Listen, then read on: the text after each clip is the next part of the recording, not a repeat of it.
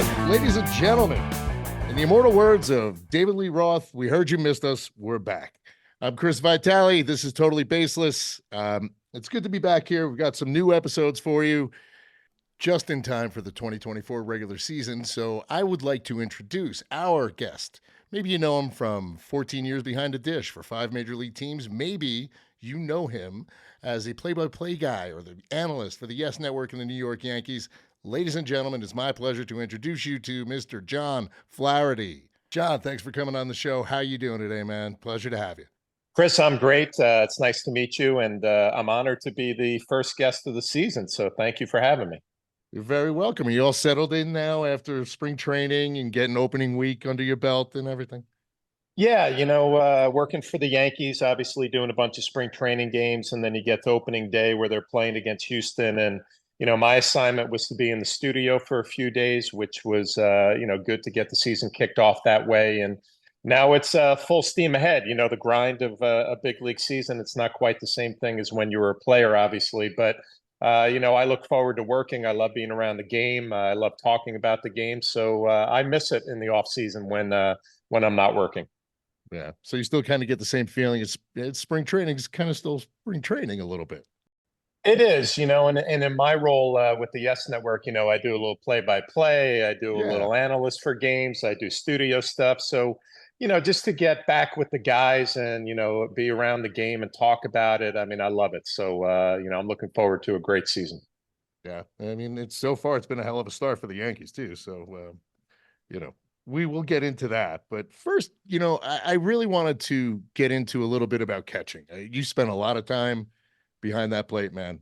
And as you know, the position has changed quite a bit over the last few years, especially. You're seeing more and more. You're seeing a lot of this one knee thing, which, not everybody could be Tony Pena, obviously, but I just wanted to get your thoughts on that. To me, it doesn't bother me as much as long as there's not a runner on third, because then that just drives me kind of up a wall. But, Yeah. I wanted to get your thoughts on that. Well, first of all, I'm torn on the whole thing. I mean, I'm as old school of a guy as you can be, Chris. So, I love the traditional stance, blocking the baseball being a priority. And I guess I'll start there. During my time, I felt like my job behind the plate, first and foremost, was working with a pitcher and a pitching staff. That was my priority every day.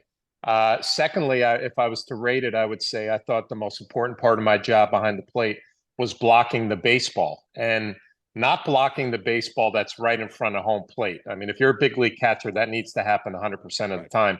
I'm talking about, Mike Mussina yanking a breaking ball, 2 feet off the plate away to a righty with a runner at third.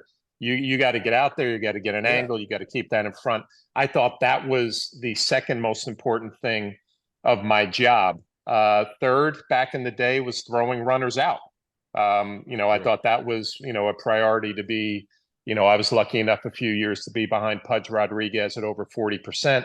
I thought that was a priority. And then finally was receiving the baseball and trying to steal strikes. Now, the modern game with the one knee down, what's the number one priority? Stealing strikes, right? It's completely reversed from my time.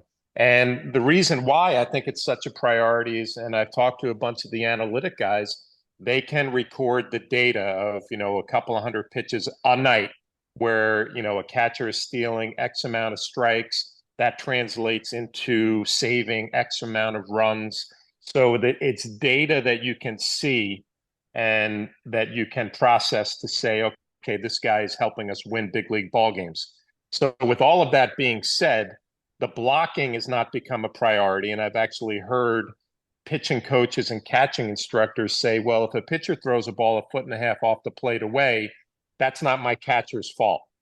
And I don't like that. Right? I don't like that. I think that should be like the skill that you're developing every day to help out your pitcher and keep a ball in front, keep a double play in order, all of those little things. So with all of that being said, I'm kind of going on a rant here. I love the fact that defensive catchers are being graded on their receiving and they're being praised for it, because I always felt like I was a good receiver, but I couldn't go into a free agent negotiation or an arbitration hearing and say, oh, I'm a good receiver. Well, there's nothing to back it up. Now, these receivers can back it up with data that they're being valued for how they receive the baseball. I love that part of it, but I wish that the blocking was still a priority, like it was back in my time. It's funny. I actually heard a quote yesterday from a former pitcher that's in a group chat with me. It said, "You know what kind of strikes you don't have to steal? Strikes." So Yes, that's, yes. so I found that kind of funny. But getting into the stealing strikes thing again, our last episode we had Ted Barrett on. I'm sure you Hmm. spent some time behind the plate with I him. did. I did. And I asked him about that kind of stealing a strike thing with the yanking of the glove. And obviously back, you know, not so long ago, you moved the glove 6 inches. The ball. They're calling it a ball. I mean, do you think umpires now are actually seeing that, or are they still calling strikes where they're crossing the plate, or does that framing thing really mean something? So I'm just curious as to your thoughts on that. Well, I think the framing discussion is the same back when I played and in today's game. Make a ball look like a strike. Of course. Okay, so that's the bottom line. So how do you do that? Back in my day, it was a subtle move of my body Right. trying to receive the baseball on the middle of my chest. So if I'm setting up on the outside corner, splitting that corner, and I get a ball just off the plate, if I move my body a little bit to catch it on the middle of my chest protector, that looks like a strike. So you might Right. be stealing a strike, but you're not drastically moving your glove Yeah. from outside the strike zone to inside the strike zone. You mentioned Ted Barrett. I love working with Ted. He was a Okay. hard nosed umpire. I loved him. But I grew up with Ken Kaiser and John Oh yeah. Shulock and Bruce Fremming, and I mean, these guys. If you moved your glove at all, you would get a pat on the back. Hey, you're showing me up. That needs to stop. And Right. they'd appreciate that you moved the baseball a little bit, but you could not overdo it where they felt like they were being showed up. So I almost feel for the modern day umpire because that part of the game has gone away. I mean, you have Right. catchers, starting the glove on the ground, bringing it up to the middle of the plate. That never would have happened because there's a relationship between that home plate umpire and a catcher that I loved. First of all, I miss those days of working with Jim Yeah. Joyce behind the plate and a ball that's just off. And I said, "Oh, you had it just off." And he said, "You know what? If you liked it, I'm going to take another look at that again on the next one." That give and take where you're trying to work a big league game is probably gone now because of all the technology. But receiving the ball, just making it look like a strike, probably will never change. That's a great point. And how much of it was giving your pitcher a good target to hit? Because one thing I'm seeing now, you see a lot of catchers, and you brought up that, sometimes the glove is just starting on the ground. So Yeah. how much of it is giving it a good target, the pitcher hitting a spot? How important was it for you to give a pitcher a solid target and just hope and know that he's going to hit a spot? Yeah, I got a little grin on my face because it I didn't saw that. matter how important, yeah, how important it was to me. It mattered how important it was to my guy out on the mound, Yeah. right? And that changed every day. That changed during the game with the relievers coming in. I had Bob Tewksbury who would say, "Listen, I need you to be setting up on the outside corner. I'm going to dot that fastball away. Then I need you to move a little bit afterwards. I need to find out how much this umpire is giving me within 3 pitches of the game." Wow. And he loved seeing the glove, right? When he put his head down and he came back to home plate, he needed to see the glove because he was going to pepper it. There were other pitchers I dealt with that said, "Listen, I don't pick up your glove. I pick up parts of your body. I'm throwing to your right shin guard if it's Right. off the plate away. I'm throwing to your left shoulder." So I just go back to the relationships with everybody that I caught. What do you need? What do you need me to do Yeah. to make you a better pitcher today? Some guys really needed to see the glove. Other guys, it wasn't that important. But in today's game, you never see that stationary target down and Right. away, like imploring a pitcher, "I need this breaking ball here. I need this fastball here." Yeah. It seems like that part of the game has gone away because they want to come up underneath it on the one knee and try to bring that low strike back up to the strike zone. Also, another thing that we're seeing in the last couple of years is pitch comp. So I wanted to ask, is that something that you would ever even think about using? especially when the pitchers are calling their own pitches, because that's something that I think might drive some catchers nuts. But I'm just curious as to what you think about PitchCom. It is, I don't know, is something lost in the translation of you dropping signs? And I don't know. Maybe I'm just looking into it too much as a fan, but So really good question. And how should I answer this? I think PitchCom is great for that pitcher who calls his own game. yeah, And again, I'm going to go back to this. Every day I walked into a big league clubhouse and I was thinking about who I was catching that day. Roger Clemens would call his own game. There were other guys. David Wells would not want to think about calling a game. Whatever you right. put down, he was going to throw. So those are two completely different ends of the spectrum. So I think for Roger's standpoint, he would love to be able to press a button right away after the pitch that he just delivered to let you know what he was going to throw and where he was going to throw it, because he was such a rhythm guy. He wanted to, Yeah. get into that good rhythm and not be shaking off. So I think he would have loved it. And David Wells probably would have loved it in the fact that I don't want to think, just press a button, let me know when I'm throwing, and let's go. It's the guys in between Right. that they knew what they wanted to throw, but they were kind of leaning on their catcher at certain times.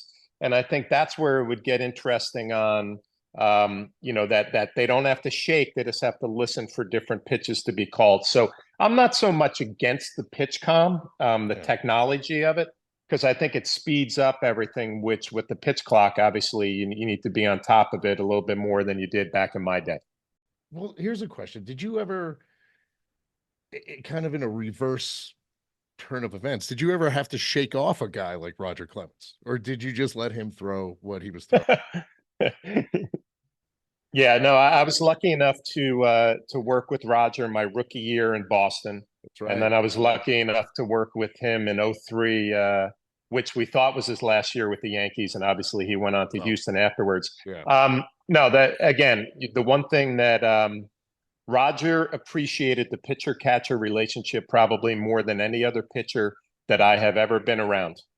But Roger also knew that he was the best at what he did on that particular day.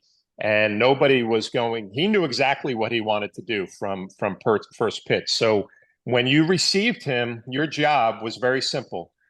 Watch what he was telling you, where he was wanted to throw the baseball. And this was before PitchCom. Roger would do certain things with his glove. He would wiggle his glove. Yeah. Once he delivered a pitch, you had to be locked in on him out on the mound while the batter was stepping out, because he was going to tell you what he was going to throw the next pitch. So Interesting. from a receiving standpoint, you didn't have to think about pitch selection. You just needed to be locked in on him the entire inning, because he was going to do things like if he tugged his belt, it was going to be a split finger fastball. If he looked to the other side of the plate, it was either going to be a fastball or slider. So he was telling you what he wanted to do before I got in a squat and actually put down the sign. The sign Wow. was just confirmation that we both knew what he was going to throw. Interesting. Um, yeah. So in a weird way, when you would work with Roger, mentally you didn't have to think game plan, hitter, pitch selection. You just had to get on the same page with the signs. So it almost gave you a break mentally behind the Yeah. plate, that just make sure you block every split that he throws. Yeah. Make sure you set up where he wanted you to set up and give him a good target, and make sure, mentally and energy wise, you were on the same level that he was, because he brought it every fifth day. Nobody like Oh, him. yeah. No, I believe it. It's funny. He had a great relationship with the catchers, I guess, unless your name is Mike Piazza, but that's a different story. That's a story Yeah. for another day. But Yes. Yes. you know, I want to get into the Yankees a little bit. They really couldn't have asked for a better start. They're 5-0 as at the time of us recording this on Tuesday morning. Um, it's not like they went out there and won 5 games against also Rans either. It's What do you attribute this start to? What are you seeing that's different with this team from even just say last season? Um, just curious as to what you're seeing that is different and it's kind of a more intense look that the team has this year. Well, I think you just said it perfectly, a more intense look. And if you're only talking about 5 games, the first 5 games of the season, I thought that was going to be one of the most important parts of this year. Yeah. Um, I do the studio show a lot during the year, and I remember the first half when the Yankees would lose games and we would get sound from the clubhouse. Meredith Marakovitz would be interviewing players, and it was a common theme, Chris. It was, "Oh, we're fine. We're the Yankees. We're champions. We're going to be fine." Um, and there is a belief when you put that uniform on that you're going to go to the postseason every year. Um, and it happens a lot. So you get used to it. But the one thing that you learn, I learned my first year in '03 with the Yankees, it's not as easy as they made it look when I played against them when I was with Tampa Bay, right? They made it look so easy. And then you get in that clubhouse and you're like, man, everybody's gunning for you every day, every team, right? You go on the road, there are bigger crowds and obviously a lot of Yankee fans, but those teams are gunning for you. You have a bullseye on your back from the first day of the season. So I felt like last year there was almost an attitude, don't worry about it, guys. We're going to be fine after 162. And then when it got to the point middle of the season to you get up to the trade deadline and you're waiting to kick it in, and it's not that easy. So what we heard from spring training, Aaron Boone especially, and I heard it right away in his first press conference of the spring, we have to go out there and show people. We have to go out there and do it. And I think there had to be a conversation like, guys, listen, we're the Yankees, we're champions, we're going to be there. We got to earn it from the first day of the season. We can't just wait around, put ourselves in a hole, and think we're going to kick it in. So that's what I see. You mentioned intensity. I sense it's a sense of urgency that last year was unacceptable. We have to go get it from the first day of the season, and they've done it. They've created a culture and an intensity that they're expected to win every day. Juan Soto has been unbelievable, but I sense it more as a group that let's go, boys, from the first day. And if you sweep the Houston Astros in Houston on the road, that sends a message that they're serious about it and they're intense all the way through, not just when they think they can kick it in the middle of the year. Yeah, agreed. And I like what you're seeing kind of with the maturation of Anthony Volpe. Obviously you had a 4-for-4 thing. I mean, he's a Jersey Italian guy like me, so how can I not like but seriously, I mean, he looks night and day from last season. And people don't really remember, what did he play? 18 games at AAA or something like that. So he kind of just jumped from AA to the majors, played a full season, and you can see that he's put a lot of work in. I'm curious as to what you're seeing out of him. Wells looks good. He looks like he's changed as a catcher as well. Yep. Just curious as to what you're seeing with the kids. Well, we'll start with Anthony first of all. I'm a Jersey guy. I love the fact that he's a Jersey kid. He's tough. He's a gamer. All of these things, and he's a great kid who was brought up the right way. So, with all that being said, let's go back to being a rookie in the major leagues, which is an incredibly hard thing to do. You mentioned only the 18 games at AAA. Then we're going to throw on top of it, you're a rookie in New York for the Yankees playing shortstop, a la Derek Jeter. Everybody's going to compare yourself to it. That is an incredibly hard thing to do. And when you get done with it and you hit 20 plus home runs and you steal 20 plus bases and you win a gold glove, there was a lot of success there. But with all that being said, it was not what, with the batting average and the strikeouts and the swing, it wasn't what everybody in New York would have expected because there's a guy named Derek Jeter who did it and made it look so easy. Now, Chris, with all that being said, I've said it a million times on our hot stove shows. Yeah. When I went through my rookie year, I was a backup player. And I thought I knew what it took to get through a grind of a big league season when I was playing once a week. And when I got to the offseason, I was mentally exhausted, physically exhausted.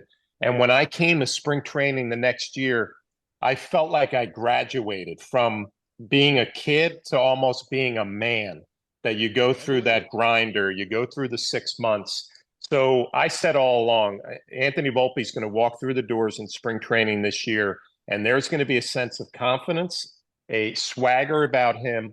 And there's also going to be a sense of, you didn't see the real Anthony Volpe last year, and I'm going to show it to you this year. And now you put on top of that the adjustments he made with his swing.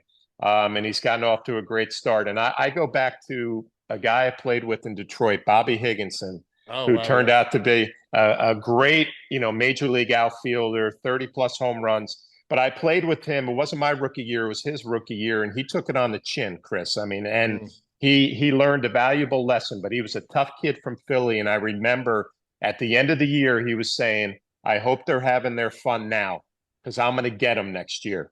And it's kind of that attitude. It's kind of that Yeah. attitude, like, yeah, I'm learning and I'm swinging at 2-0 sliders, and I think you're going to get you learn, you're humbled, and if you have the right makeup, you're going to go home during the off season and you're not going to forget what happened your rookie year, and you're Yeah. going to say, okay, now it's time for payback. And listen, Anthony has gotten off to a great start, and I think all of those factors have come into play. And then I'm glad you brought up Austin Wells. I'm so happy for this kid, and Yeah. I was watching the game last night as a fan. And if you didn't know Austin Wells had a reputation as a hit first guy, catch second, Right. you wouldn't know it. You wouldn't know Right. it Yeah. because he has come so far. And we were told, last year, I was told, hey, we expect him to have some bumps and bruises behind the plate. I didn't see it in September. I thought he got better in spring Right. training. Listen, he's not going to be Johnny Bench throwing runners out. You don't have to be. You need to, again, what do we go back to at the beginning of this conversation, Chris? Work with a pitcher, work with a Yep. pitching staff. He's great at that. Block the baseball, receive. The throwing, you can be an average thrower, just do the rest of it and hit from the left side with power. He's going to be fine. He's going to be a good player. I'm a big fan. Yeah. Yeah, me too. And the lefty bat is nice too. It's nice to see that balance as a Yankee fan. I mean, when was the last time there were five lefties in that lineup? Yeah. I honestly, it's been a minute. It's really nice to see, and I like what you said about Austin Wells, because everybody was saying the same thing you did, that he was a hit first guy. But I mean, but he looks like he's really in tune with this rotation and with these guys, and I'm looking forward to seeing him progress. And he seems to be has a good head on his shoulders, so I'm curious and happy. I love seeing a young catcher succeed, man. It's just Well, I think, just to add on to this, I think you just said it perfectly. He's got a good head on his shoulders, and he yeah, realizes that if he goes out there and lets all of these pitchers know that he's there for them, that is like half of the battle huge. from Yeah, from a frontline starting catcher behind the plate. Because if they sense that you're not paying attention to game plan, pitch selection, blocking the ball in the dirt, and all you care about are your four at bats a night, it is not going to go well. And yeah. Austin has shown right from last year into spring training into the beginning of this year, he's all about his pitchers. And when he goes up there to hit, yeah, that's his time, and he does that naturally. I think he's handled himself perfectly, and I'm not surprised he's getting a little more playing time at the beginning of the year. Everybody thought Right. Trevino, oh, he's back. Listen, there's a lot to like about this kid, and he's got to play, and he's done nothing, in my opinion, to diminish his playing time moving forward. But listen, we are almost up against it here. So I'm going to start the pitch clock on you. But before I do, I want to give a little tip of the cap to our guy David Rifkin for helping setting this Yes. up. So this was thank you, Dave.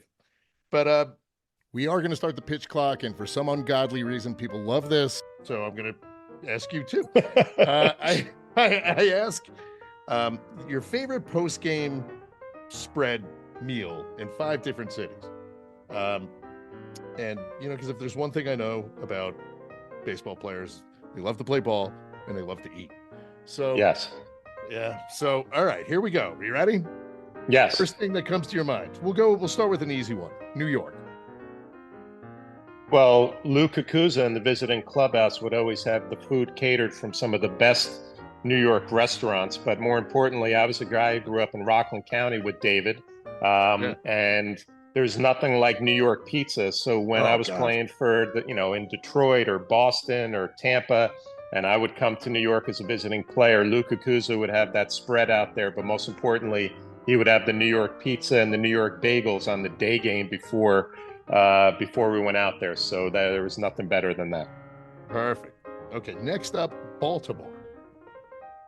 Baltimore, Freddie Tyler, the clubhouse guy, always had this great potato bread for some reason that I loved. Really? Yeah, and it's one of those things that I can't put my finger on it, but He always had the quality spreads, and my favorite memory from Baltimore in the clubhouse and the food room was my rookie year.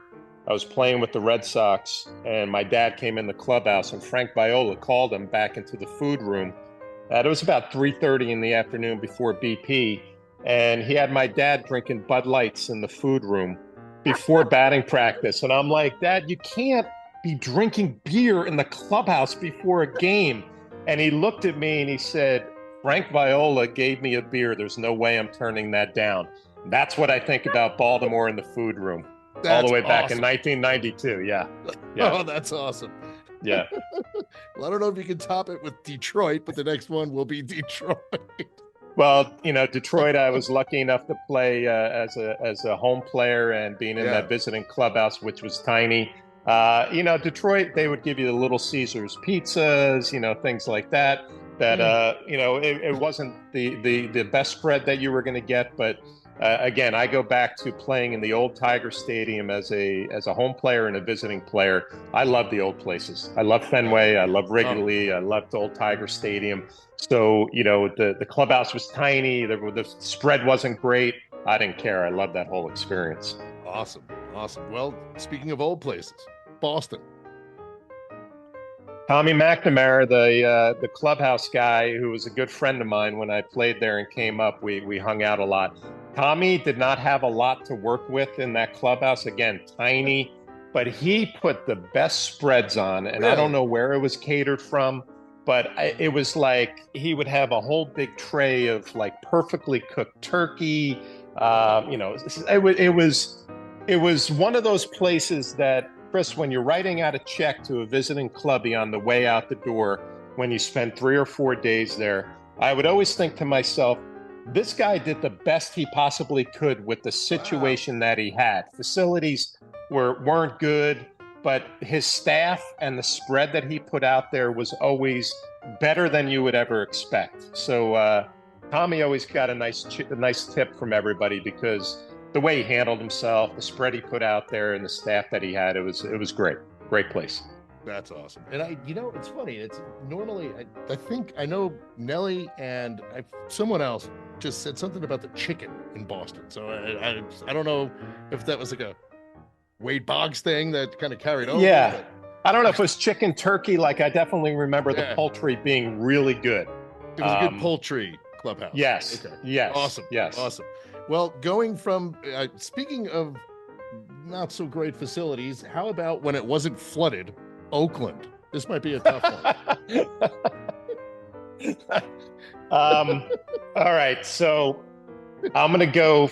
Oakland was very interesting when you would go there. They would have a Mexican spread that did nothing for me. I was not a Mexican food guy. I remember one day there would be like a nice fried chicken spread that, I'd catch 9 innings and I need something. So I was going to get myself into that a little bit. But the best thing about the Oakland clubhouse, they would have these tubs of beer that were iced down, and there'd be plenty of them in the clubhouse. So I think the best thing I can say about Oakland after a game was you were going to get a couple of really cold Coors Lights. The spread wasn't going to be great. But the good news is that you were going to go back to San Francisco and you were going to be able to find a place to give you a better meal than you would have gotten in that clubhouse in Oakland. But the 2 or 3 or 4 maybe beers that you would have from the bus ride from Oakland to San Francisco would get you in the right frame of mind for the food that you can get out in that city. Oh man, so it kind of sounds like the best part about being in the Oakland clubhouse was leaving. Yes, yes, you would put your time in. You would hope that you would get a couple of wins. And again, the Coliseum was a tough place to play, man. There was so much foul Oh, the territory, foul and ground, yeah. there were nights depending on the year, it'd be cold and windy, and yeah, there was a rough couple of days because you knew you were going to lose a few pounds unless you didn't rehydrate with the Coors Lights, Chris. Well, that's fantastic. That's great, man. Thank you. Well, ladies and gentlemen, it is time for us to say goodbye. And I want to say thank you very, very much to John Flaherty for joining us today. John, thank you. That was fantastic, man. I had a great time. Chris, I enjoyed every minute of it and look forward to a great year and catching up again. All right. Anytime, my man. Thank you. So thank you to John Flaherty. Thanks to David Rifkin. This has been Totally Baseless. I'm Chris Vitali. Check out BallNine.com. Like, subscribe, that whole deal. Until next time, adios, muchachos.